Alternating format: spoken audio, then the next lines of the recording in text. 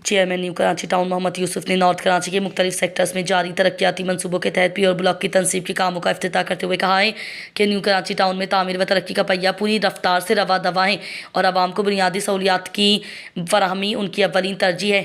Sector 5B3, 5B2 और sector 5C2 में pure block की तनसीब का काम मुकम्मल होने के बाद उसके इफ्तिताह कर दिया गया है, जबकि दीगर सेक्टर्स में नए मनसूबे का आगाज़ कर दिया गया है। इस मौके पर vice chairman new Karachi town Shoaib bin Zaheer, मुख्तलिफ यूनियन कौंसिल्स के चेयरमैन, वाइस चेयरमैन्स, कौंसलर्स और अहले इलाका की बड़ी तादाद मौजूद थी। चेयरमैन मोहम्मद यूसुफ ने तकरीब से खिताब करते हुए कहा कि हमने न्यू कराची टाउन के मुख्तलिफ इलाकों में अब तक 10 लाख स्क्वायर रंग फिट से ज़ायद प्योर ब्लॉक बिछाकर गलियों और सड़कों को पायदार और काबिल इस्तेमाल बनाया है।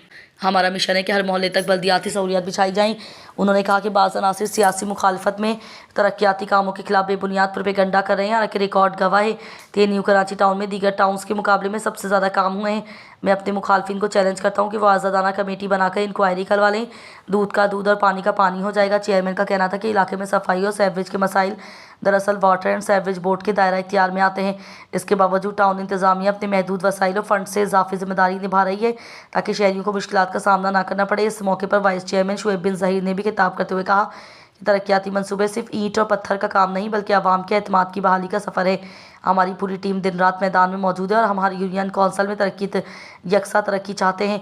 न्यू कराची के अवाम को तनहा नहीं छोड़ेंगे। तकरीब में मौजूद शहरियों ने तरक्याती कामों पर इत्मीनान का इजहार करते हुए टाउन इंतजामिया की काविशों को सराहा।